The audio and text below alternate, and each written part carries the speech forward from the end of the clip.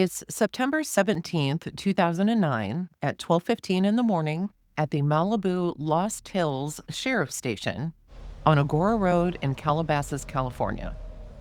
Mitrice Richardson, a 24-year-old woman, is standing in the lobby, and the staff is opening the door to let her go. She's wearing a white, long-sleeved t-shirt under a black Bob Marley tee, distressed blue jeans, with a pink alligator pattern belt. She reaches into her pockets and finds exactly two things: her driver's license and two keys. That's all she has. Everything else, her purse, her cell phone, and her 1998 Honda Civic, is locked up in a tow yard miles away because her car was impounded earlier that night. And now she's being released into total darkness in a city she doesn't know. Calabasas, where the sheriff's station is located, especially at that time of night, it's a quiet place, and it's near the Santa Monica Mountains. There's no buses running, the businesses are closed, and if you look down Agora Road, there aren't many streetlights. It's miles of steep trails in deep canyons. The station jailer, Sharon Cummings, later said that she offered Mitrice a chance to sleep in the cell or wait in the lobby until morning when the sun came up. Mitrice said she wanted to leave and that she was going to meet friends.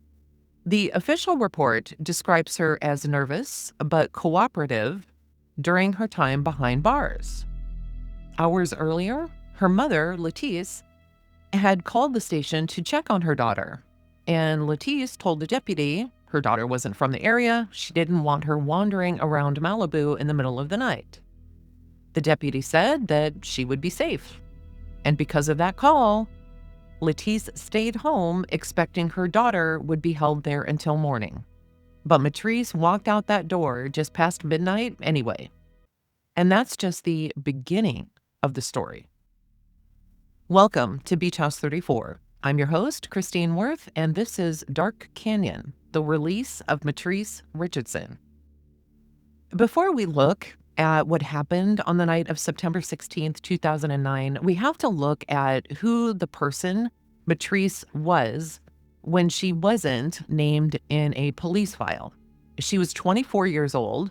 She was a Dean's List honors graduate with a bachelor's degree in psychology from Cal State Fullerton.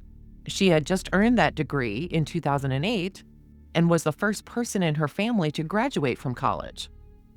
She lived in South Los Angeles with her 90-year-old great-grandmother, Mildred, and helped her with her daily care.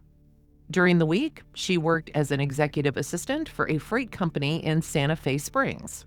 On Friday nights, she worked as a dancer at an LGBT club in Long Beach called Deborah's. She also competed in beauty pageants, including Miss Azusa in 2006 and Miss Fullerton in 2007. Her family and friends describe her as a person she was rarely ignored. One friend from middle school recounted how Mitrice would break into dances or make up raps while she was waiting for her parents to pick her up. At her kindergarten graduation, when she was called on stage to get her certificate, she performed a Running Man dance for the audience. She was raised by her mother, Latice Sutton, and her stepfather, Larry, in the San Gabriel Valley. Her father, Michael, was also still in the picture.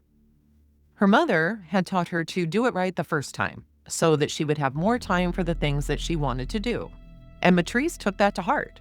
She had passed a test to become a substitute teacher and told her mentor, Dr. Rhonda Hampton, that she wanted to go to graduate school to become a child psychologist.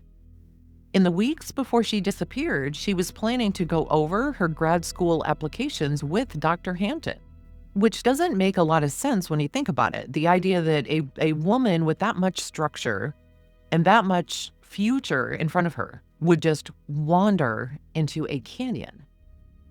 Her aunt said Mitrice was a city girl and a princess who had no interest, zero interest in the natural world.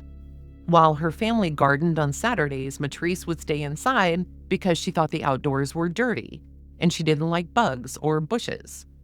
So what happened?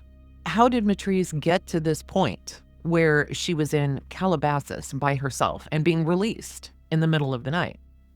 Well, the previous night, September 16th, 2009, she drove her car to Jeffrey's. This is an upscale restaurant on the Pacific Coast Highway in Malibu.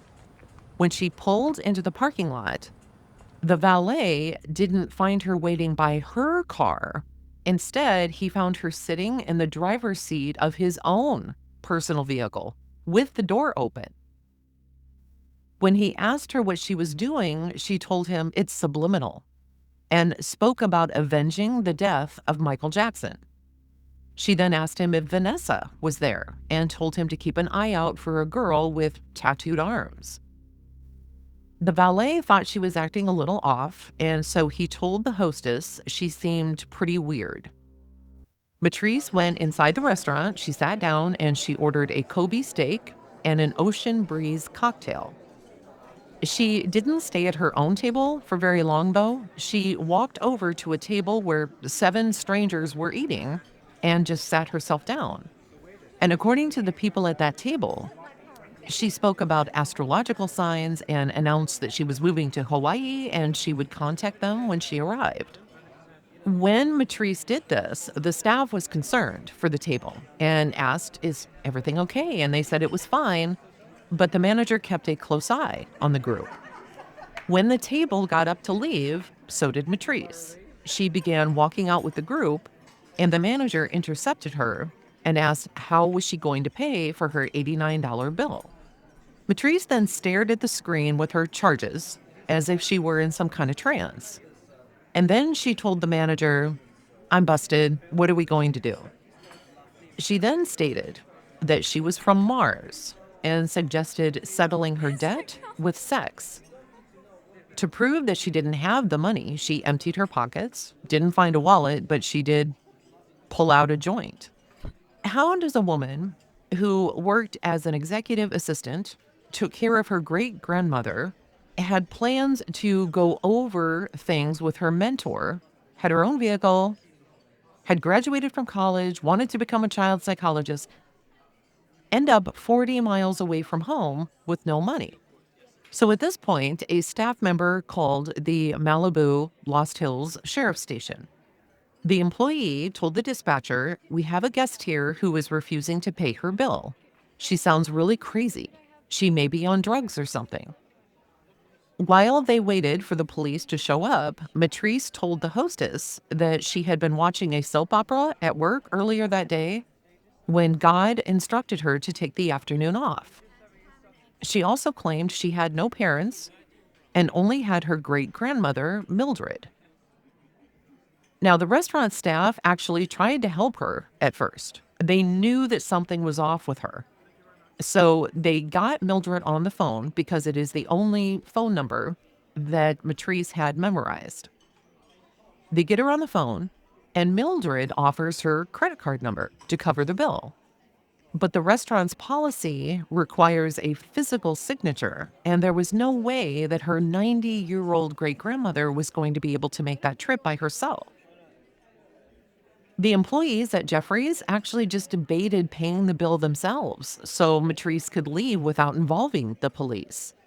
But they realized that Mitrice wasn't going to be safe on her own.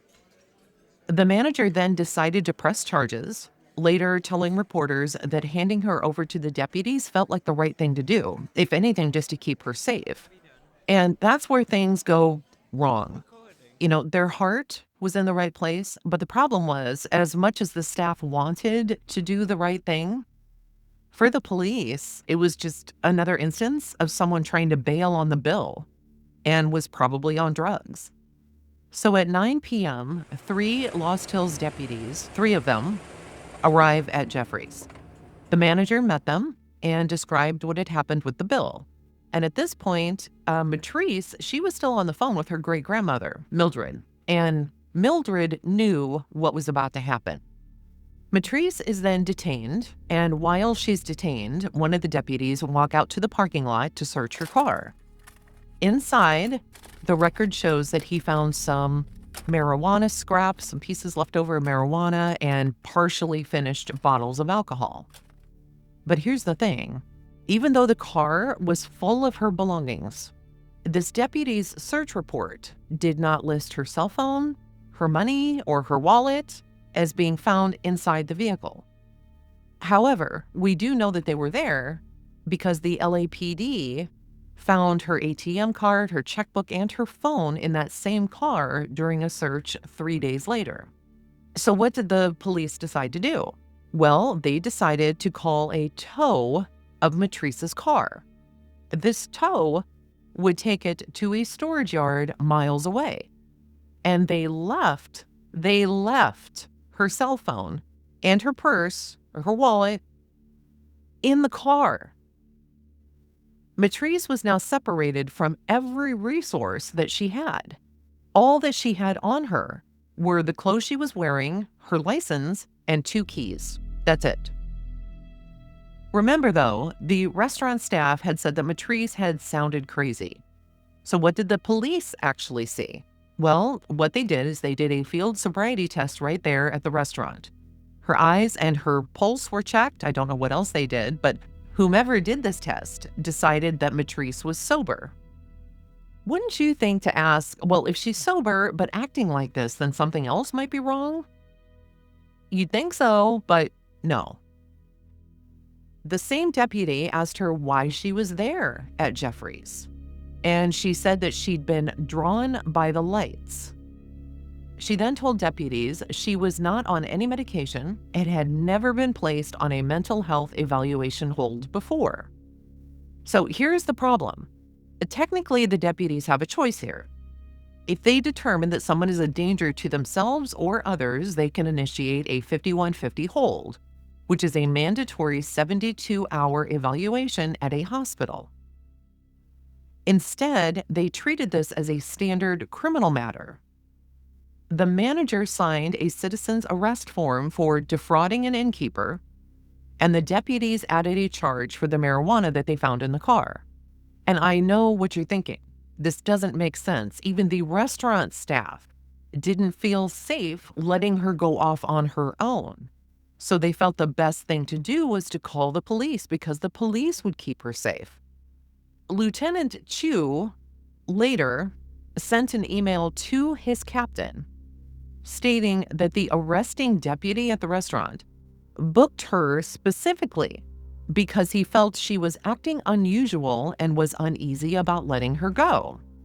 Chu even wrote that Mitrice's later disappearance, quote-unquote, validated his instinct. But that night, the official arrest report didn't mention any odd statements or unusual behavior. It just listed the 2 misdemeanors. Mitrice is then driven to the sheriff's station, which happens to be in Calabasas. This is about 10 miles from the restaurant. And they get there at about 9 p.m. and she's handed over to the jailer there, Sharon Cummings. And while Mitrice was being booked, the record shows that the 2 women chatted about gospel music and karma. While she is being booked, Mitrice's mom, Latice, is on the phone with the station, and she tells them she does not want Mitrice wandering around a neighborhood that she didn't know in the middle of the night. She said, "I would hate to wake up to a morning report, girl lost somewhere with her head chopped off."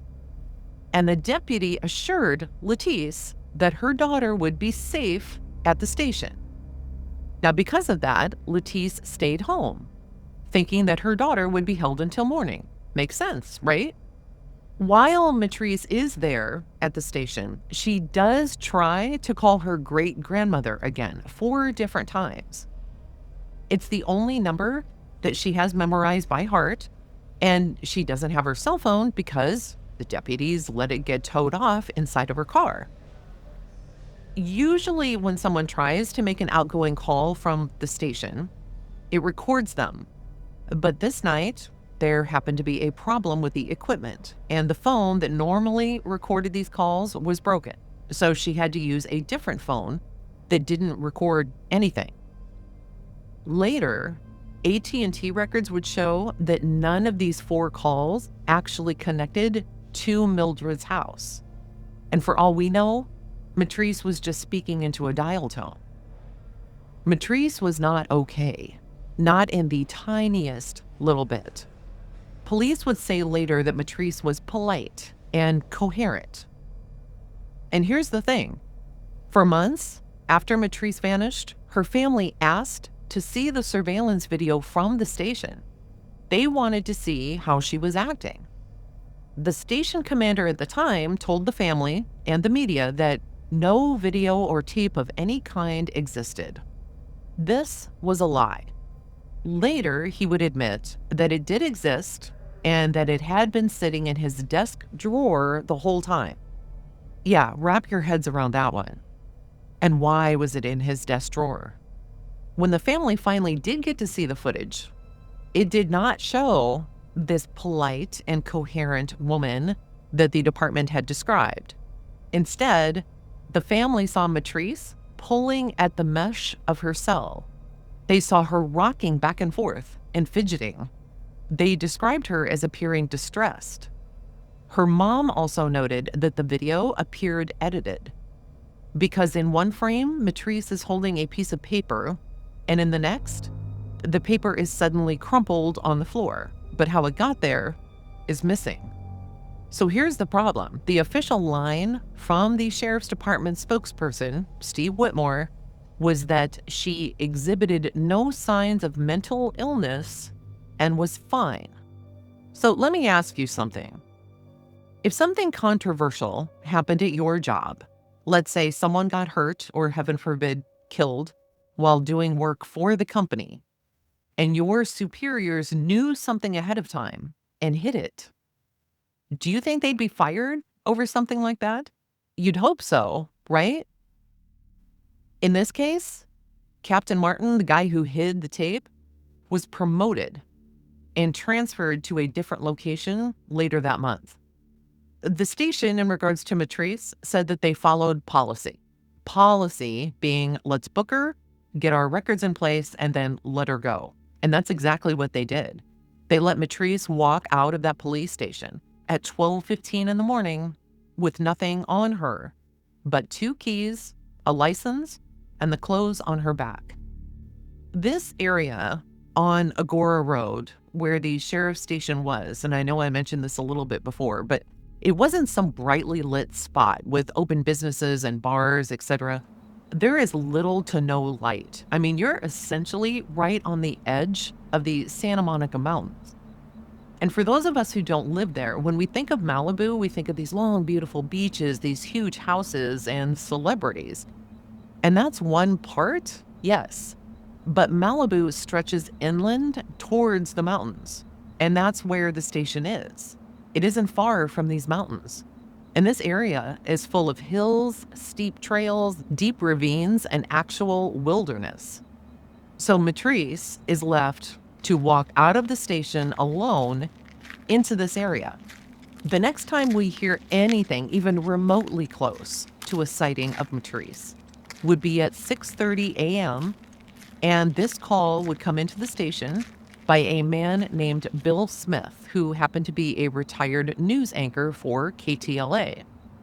He lived in a neighborhood called Montanito, which sits at the bottom of Dark Canyon in the Santa Monica Mountains.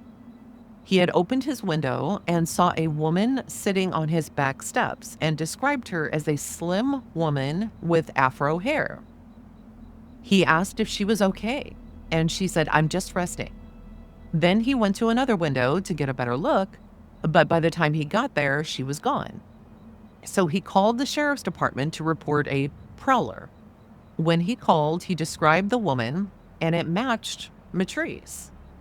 But the sheriff's department didn't put 2 and 2 together. They just arrived at the house, looked around, didn't find anyone, and left. This man's home was 6 miles from the station. It's very likely it was Mitrice, but there was no official confirmation of this. If it was Mitrice, she was moving through one of the most rugged areas in the Santa Monica Mountains in total darkness. Here's the thing. Later, there would be an official bolo be on the lookout for Mitrice, But this wouldn't happen until 6.5 hours later. There were actually a few other sightings that morning. One homeowner on Cold Canyon Road reported seeing a woman napping in a backyard at dawn. Another report placed a woman walking down Malibu Canyon Road at 7:30 in the morning. And a third sighting happened a few hours later on Piuma Road, just east of the canyon. But at 6:30 in the morning, when she was sitting on Bill Smith's steps and told him she was just resting, that was the last time anyone actually spoke to her. Before this sighting, Latice, Mitrice's mom, had called the sheriff's station. She believes her daughter is still there and she's ready to come pick her up.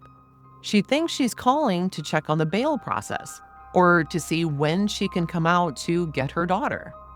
Instead, the jailer, Sharon Cummings, tells her that Mitrice was released 5 hours ago. So Latice hangs up and calls right back, and this time she gets Deputy Baumgartner on the line. The recording of this call is part of the public record, and in this recording, Latice asks a very specific question. How long before a missing persons report can be filed? Is it 24 or 48 hours? And Baumgartner tells her, normally I wouldn't recommend doing one that soon. When Latice pushes, go mom, he says, I guess probably 24 hours would be reasonable. At this point in the recording, the record states that Latice is crying, and she tells the deputy that her daughter does not know the area and has never been there before. She even tells him that she believes Mitrice is in a depressive state. So really, let's frame this. They bring in a woman to the station the previous night because she's acting crazy, can't afford to pay her bill or can't pay her bill at the restaurant, according to the staff. They perform a field sobriety test, believe she's not drunk, but has been reported as saying strange things. Then, while at the station, she's clearly not herself, pulling at the mesh and such. They still decide to let her go. Knowing all of this, her mom has called earlier specifically saying she didn't want her released because she doesn't know the area. But they release her anyway. Her mom calls in the morning, finds out her daughter walked out of the station hours earlier in the middle of the night, and she now has to wait 24 hours to make a missing person report for the person that they were responsible for? Come on, how messed up is that? To top it off, there is no law that makes families wait. In fact, California has 2 specific codes that say the exact opposite. One says it is the duty of all law enforcement to immediately assist anyone trying to report a missing person. The other says the department shall immediately take the report and assess steps to find the person. That second code is even stricter when the person has no history of disappearing or is documented as mentally unstable. But instead, the station uses what is basically a paperwork excuse. And if you weren't pissed already, listen to this.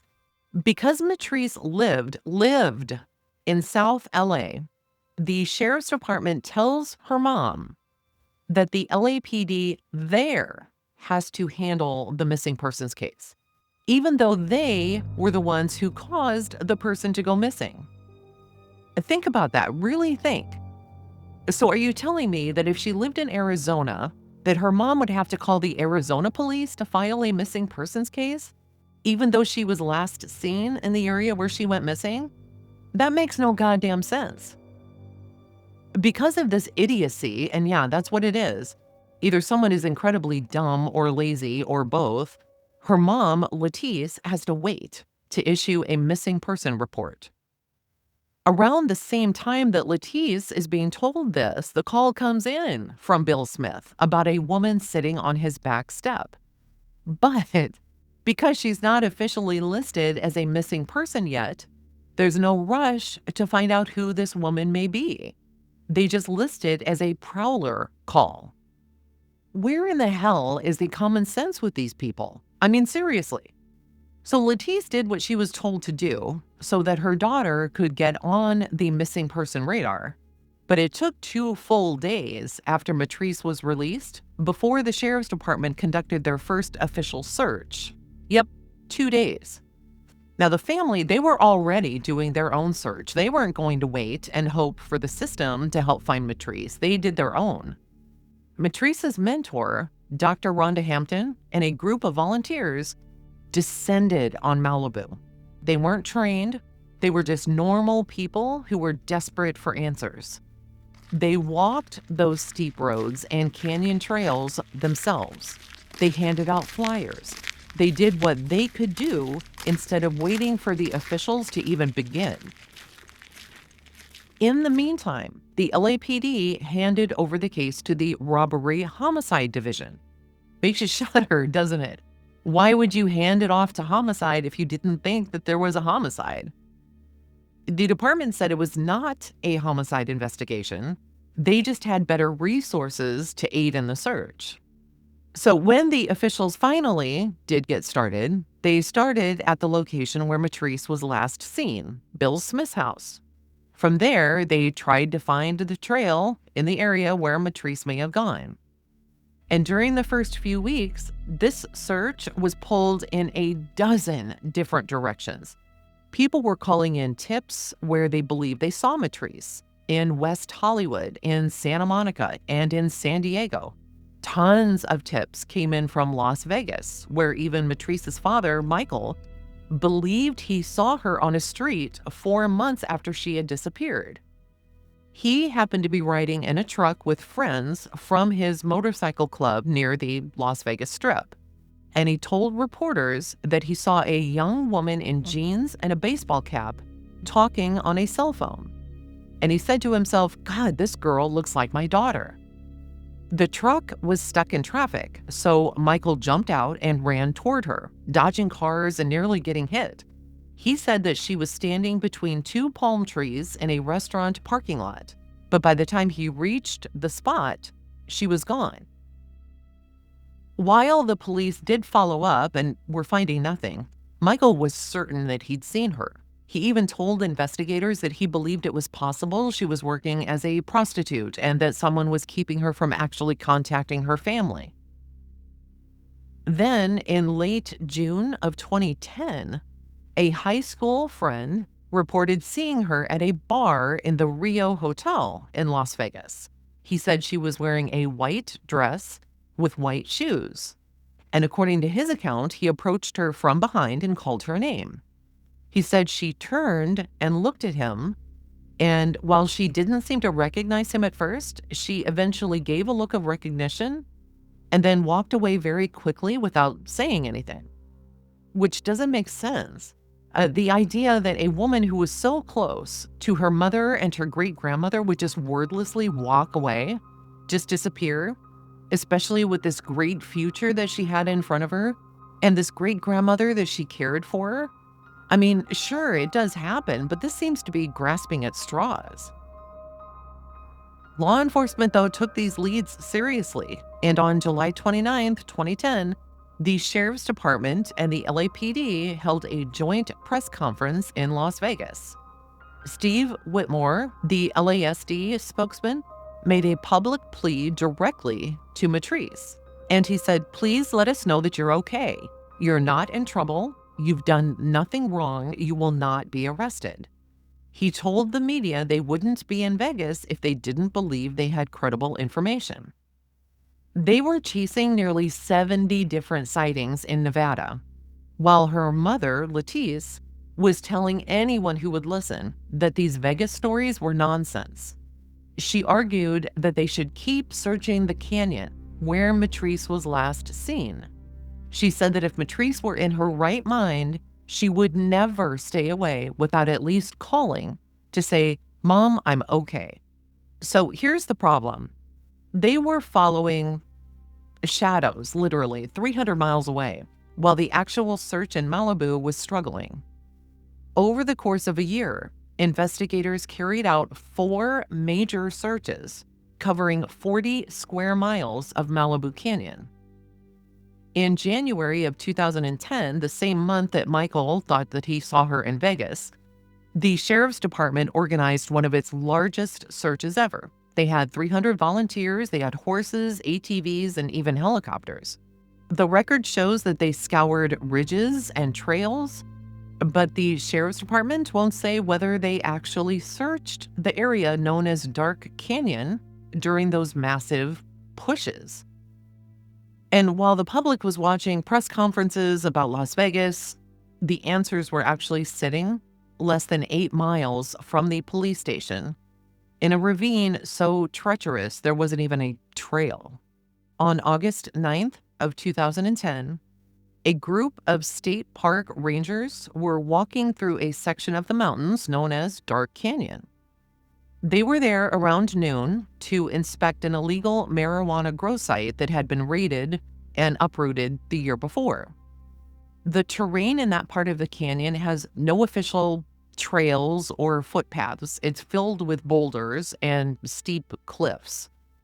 While the rangers were walking through this wide clearing, about 60 feet upslope from the creek bed of the canyon, they looked down and saw a human skull and, beneath some leaf debris and dirt, a naked, partially mummified body. The rangers called it in, and the Malibu Lost Hills Sheriff's Station was notified. An unidentified deputy from the station arrived around 1:30. Now, state law requires law enforcement to notify the coroner the moment they learn about human remains. They didn't. Not until 2:58 p.m., about an hour and a half later. By 5 o'clock, a 7-man team led by Assistant Chief Coroner Ed Winter arrived on the hillside above the canyon. They were told to wait at the station because a sheriff's helicopter would be used to fly them down into the ravine.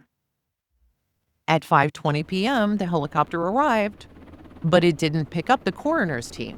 Instead, it picked up 2 sheriff's detectives and took them directly to the site of the remains.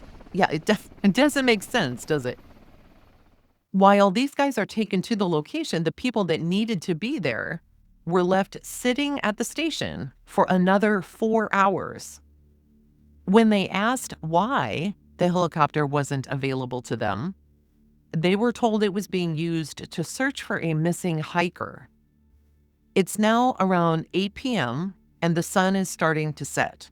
So, the sheriff's department made a decision on its own, and the detectives on the scene collected the remains and airlifted them back to the station. By moving those remains without a coroner present, the sheriff's department effectively ended any chance of documenting the body in situ. In other words, in its original place, exactly how it was discovered.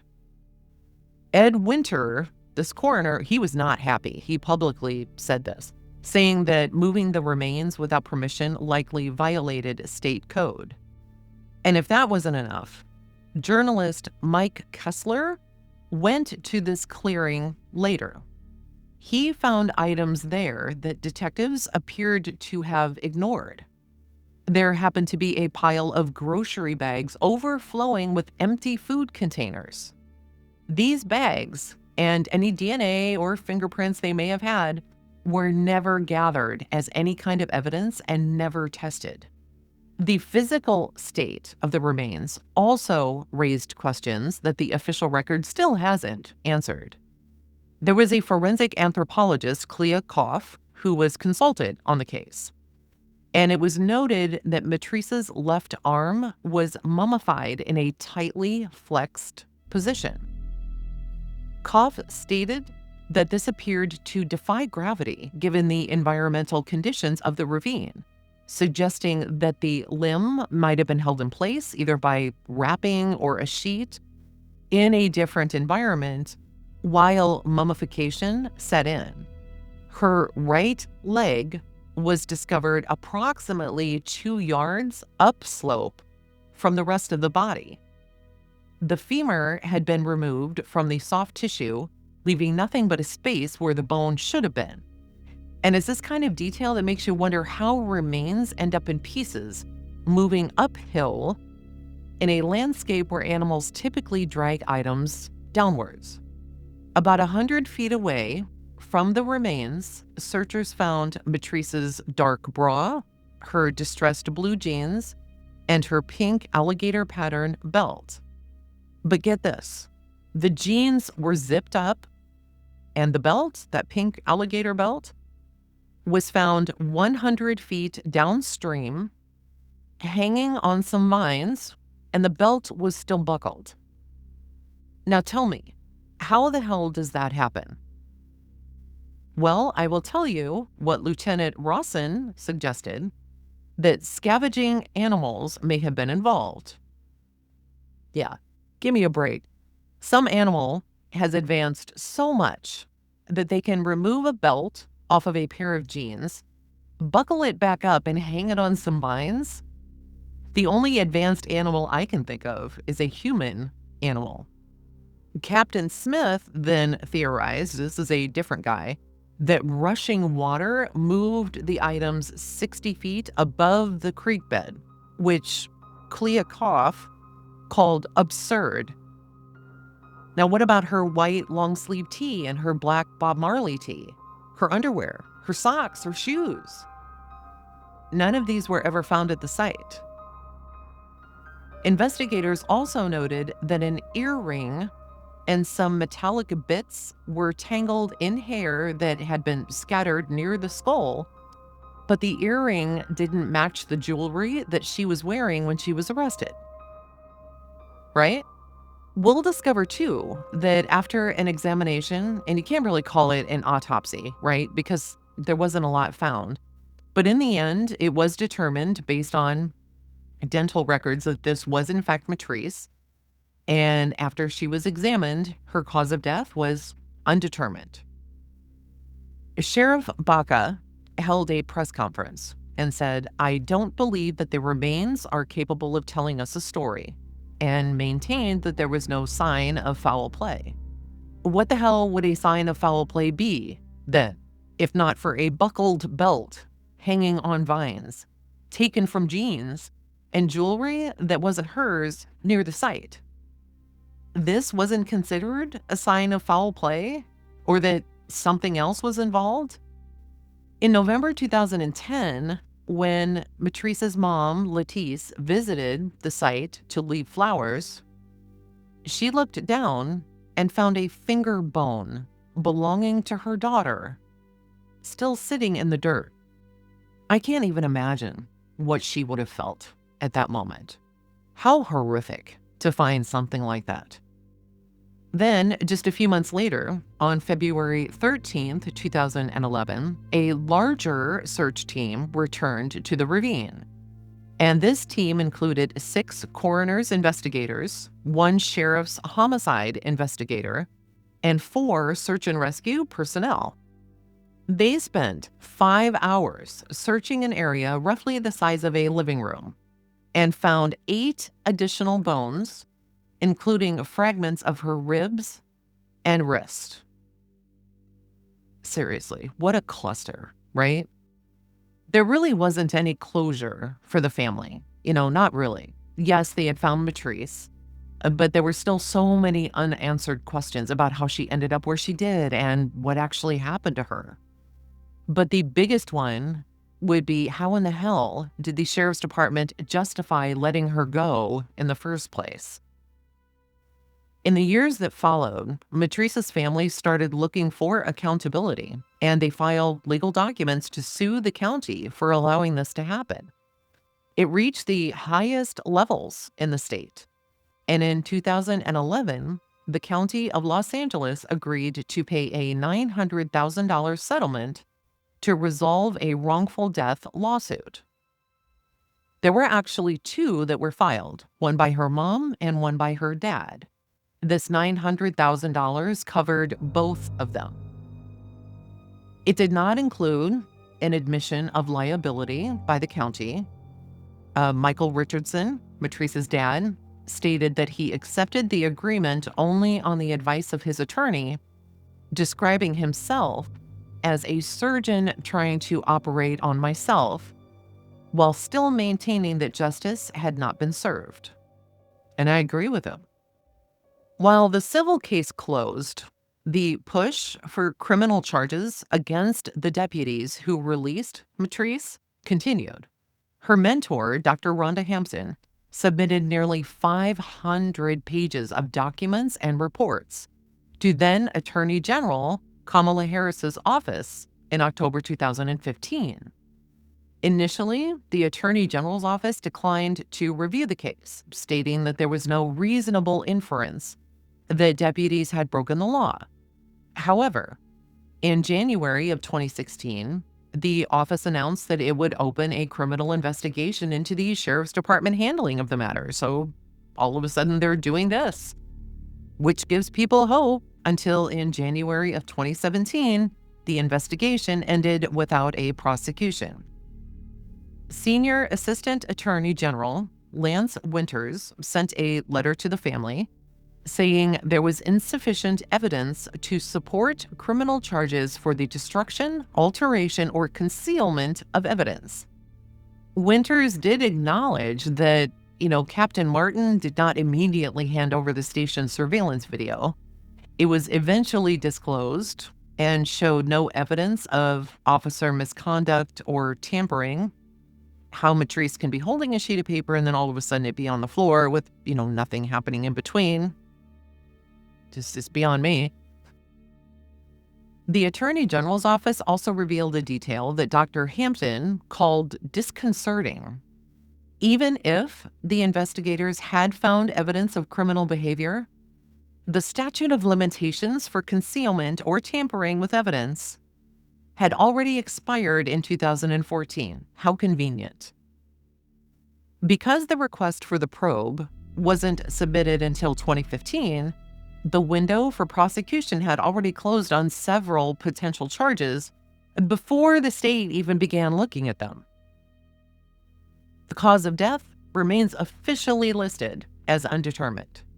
And Commander Cush, who oversaw the Sheriff's Department Detective Division, stated in late 2015 that all past leads had been exhausted and that the case would remain an open death investigation as long as the coroner did not rule it a homicide. Despite this, the Sheriff's Department has faced continued public scrutiny, wonder why, for moving the remains without the coroner's presence. But also, get this, listen to this. 2 journalists, Dana Goodyear and Haley Fox, who were investigating this case for the Lost Hills podcast, identified a person of interest named Rick Forsberg. Now, Forsberg, he's now deceased, but the record shows he was actually interviewed by homicide detectives back in 2012. Forsberg allegedly told a friend a detail that he never shared with the police. He claimed that he picked up Mitrice on his motorcycle the night that she disappeared. What the record tells us is that investigators were completely unaware of this claim when they first spoke to him. Right? So you have a man allegedly admitting to having her on his bike in the middle of the night. And then you have what the journalists found when they visited his former hideout in Montanito. Inside that space, they found a collection of women's underwear. And that matters because of what was and wasn't found with Mitrice's remains. Her underwear was never recovered from the site. We don't know if any of the clothing in that hideout belonged to Mitrice. What the record does tell us is that her mentor, Dr. Rhonda Hampton, has pushed the Sheriff's Department to look into this potential DNA evidence. But she states that investigators have shown no interest in pursuing it. It's just this massive piece of something just looking at you, staring at you in the face, sitting right there. And, hey, we've got no interest in this. It's all over. I will have the link to that podcast in the show notes. Today, years after Mitrice was allowed to walk out of that police station, a $20,000 reward remains active for information leading to an arrest and a conviction. Former Sheriff Lee Baca, who long defended the department's actions, was later, get this, sentenced to federal prison on unrelated charges of obstruction of justice and conspiracy. So yeah, that's interesting. Mitrice's story is so incredibly tragic. It's a total breakdown of the system. Everything that was supposed to work didn't. To the sheriff's station, this was just another person who couldn't pay their bill, had a small amount of marijuana on her, was booked on 2 misdemeanors, and a restaurant staff saying, look, she's just not acting right. Her mom called. Her mom asked them to keep her there until they could get her, she could come and get her, and they let her walk out into the night, into a place that she was unfamiliar with, that was dark and surrounded by wilderness. You know, there's still so many unanswered questions, still so much that could have been done that wasn't. And a department that just did whatever they wanted to do, regardless of the rules. The same department that left a coroner's team sitting for hours after bones were discovered. It's hard to wrap your head around, seriously. Thank you all for listening. Thank you so much. I appreciate each and every one of you. I'll be back next Tuesday at 7 p.m. Central Standard Time with another true crime case. We'll talk soon. Bye for now.